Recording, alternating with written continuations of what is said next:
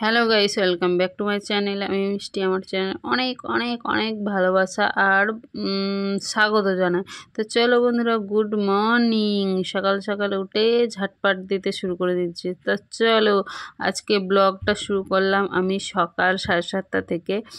আর আজকে হচ্ছে কি বার গো? বুধবার, মঙ্গলবার। আজকে হচ্ছে মঙ্গলবার। আর আজকে হচ্ছে 5 তারিখ। সবটাই বলে দিলাম। আর আগের দিনকে বৃষ্টি হয়েছিল, উঠোনের অবস্থাটা দেখো একবার, কি অবস্থা হয়ে আছে। তো আমাদের উঠোনটা এতটাই নিচু, মানে আমাদের ঘরটাই অনেক নিচুতে, রাস্তাটা উঁচু হয়ে গেছে, আগে ছিল না।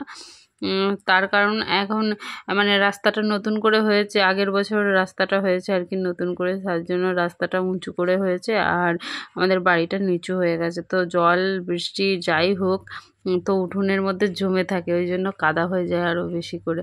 আর যদি ঝেড়ে জলটা হয় তাহলে অতটা কাদা হয় না, ধুয়ে বেরিয়ে যায়। তো যাই হোক, আমি ঝাটপাট দিয়ে নিলাম, তারপর চলে আসলাম আগের দিনের ভিজে জামা কাপড়গুলো নিয়ে, যেগুলো বিকালের দিকে দুপুরের দিকে আর কি ধুয়ে দেওয়া হয়েছিল, সেগুলো তো আর শুকায়নি, হালকা ভিজে ছিল। তো গুটিয়ে পাটিয়ে রাখা হয়েছিল, সেইগুলো এখন আমি সকালবেলায় মেলে দিচ্ছি। তো চলো আমি চলে আসলাম জামা কাপড়গুলো মেলে বিছানা গোছাতে।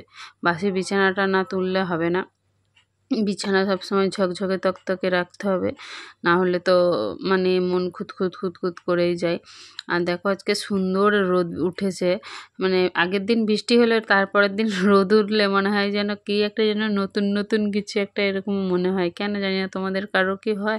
আমার তো মনে হয় যেন নতুন কিছু একটা হয়েছে। নতুন কি হয়েছে? কিছুই তো না, কিন্তু তার মধ্যে রোদ্দুরটা উঠলে ভাল লাগে এই আর কি। তো চলো, ক্যামেরার ফোকাসটা পুরো মানে সাদা হয়ে গেছে, ধোয়া ধোয়া লাগছে আসলে। এই রোদ্দুরটা দুটো জানলা থেকেই আসছে বলে সেই জন্য ওরকম। আর আমার বিছানা বকবক করতে করতে গোছানো হয়ে গেল। এবার আমি গুছিয়ে নেব বালিশপত্রগুলো, আর বলছি ব্ল্যাঙ্কেটগুলো গুছিয়ে নেব। আর জামা কাপড়গুলো যেগুলো পরেছে সেগুলোও গুছিয়ে নেব, কারণ জামা কাপড় পরা হয় একটার সাথে একটা গোছানো হয় না, একবারেই সেই হয়ে যায়, মানে একটা পরা হয় একটা খুলে রাখা হয়, একটা পরা হয় একটা খুলে রাখা হয়, এরকম করতে করতে জমে যায়। 3জনকার জামা কাপড়ই আছে। তো চলো এগুলো আমি গুছিয়ে নেব এখন। ব্ল্যাঙ্কেটগুলো গুছিয়ে গুছিয়ে রাখছি আমি। 3টে ব্ল্যাঙ্কেট আছে 3জনকার। এখন ঠান্ডা তো চলেই গেল প্রায়, এবার এগুলোকে তুলে দেওয়ার পালা। এগুলো তুলে দিলে না বিছানা একটু হালকা হয়। এই বিছানা এই ভর্তি হয়ে থাকে, আমার বিরক্ত লাগে। শুধু বিছানার মধ্যে পরিষ্কার বিছানা থাকবে, দুটো বালিশ থাকবে, এটাই ভালো লাগে। এই এত ব্ল্যাঙ্কেট লেপ, সেই যত হ্যাটা ব্যাটা সব, মানে ভালোই লাগে না বিছানা ভর্তি হয়ে থাকলে।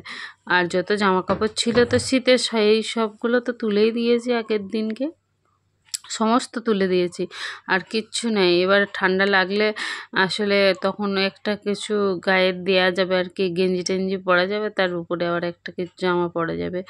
এরকমভাবেই এই কটা দিন কাটিয়ে দিলে ব্যাস, আর শীত টাটা বাই বাই করে দেবে। শীত তো চলেই গেছে ধরো, এখন সবাই ফ্যান চালাচ্ছে টুকটাক। তো আমাদের তবু সকালের দিকটা হালকা ঠান্ডা লাগে। আর দেখো ব্রাশ করার পর আমি চলে আসলাম চা নিয়ে। এখন আমাদের চায়ের পর্ব চলছে।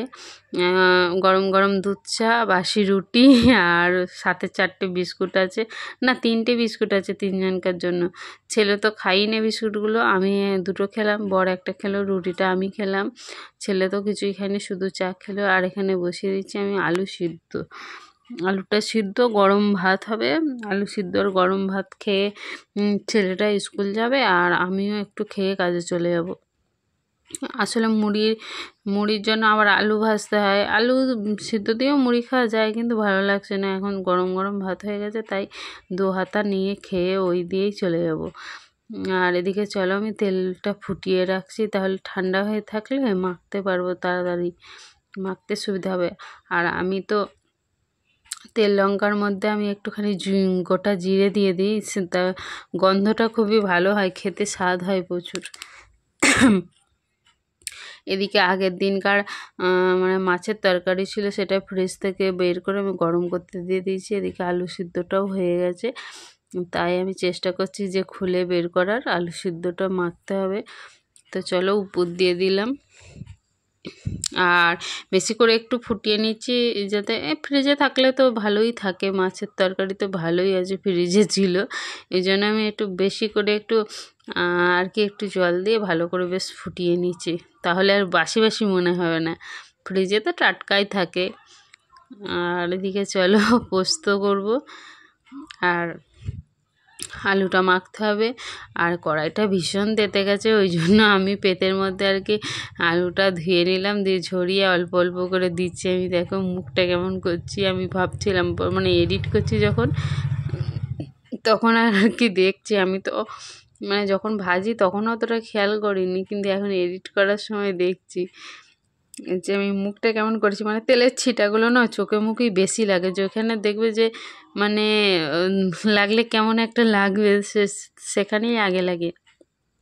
তেলগুলো মাছ যখন ভাজি তখনও তাই ছিটকে পুরো মুখে আসে। তো যাই হোক, দেখলে তোমরা ভালো করে যদি লক্ষ্য করে থাকো তাহলে দেখবে যে আমি কেমন করে দিলাম আলুটা, ভীষণ ফুটছিল আর পুরো কড়াইটা তেতে ছিল। তো স্বাদ মতো লবণও দিয়ে নিলাম।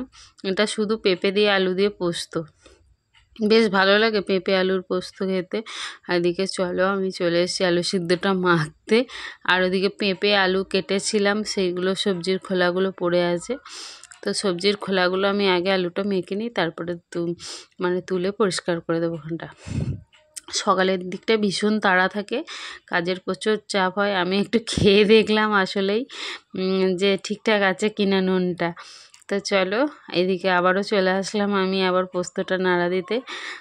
তো কাঁচা লঙ্কা দিয়েছিলাম গোটা কত, কিন্তু ঝাল তো কাঁচা লঙ্কাই নেই, শুধু একটু টেস্ট হওয়ার জন্য, তার জন্য একটু গুঁড়ো লঙ্কা দিলাম, যাতে স্বাদও হয় কালারটাও ভালো হয়। পোস্ত বাটা হয়ে গেছে, পোস্তটাও দিয়ে দিলাম। আলুগুলো সিদ্ধ হয়ে যখন ফুটে উঠলো হালকা করে,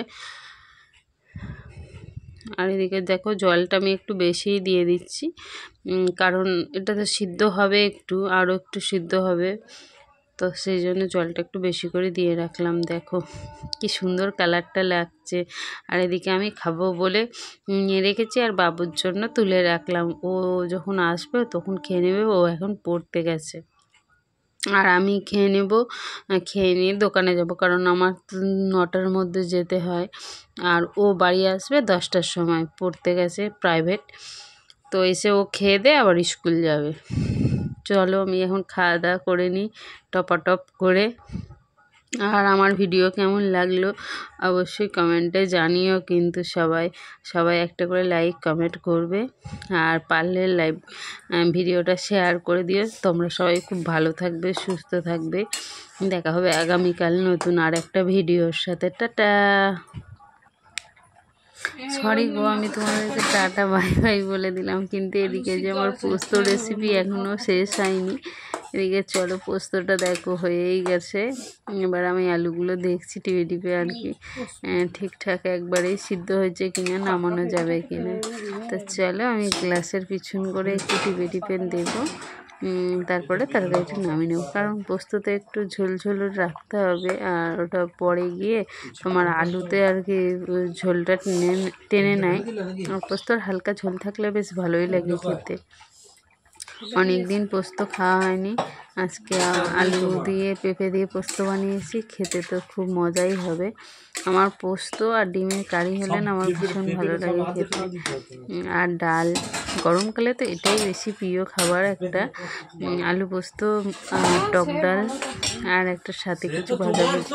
এখন তো গরমকাল পড়েই গেছে টুকটুক করে, তো এগুলোই হতে মানে খাওয়া দাওয়া চলতে থাকবে। আর চলো আমার পোস্তটা হয়ে গেছে, এবার নামিয়ে নিলাম। আর তোমরা যদি কেউ পোস্ত খেতে চাও তো চলে আসতে পারো। কাল দেখি রান্নাবান্নায় পোস্ত করব, টক ডাল করার চেষ্টা করব, যদি আনি আর কি, তেঁতুল কিনে যদি নিয়ে আসে, টক খাওয়া হয় না অনেক দিন। টাটা।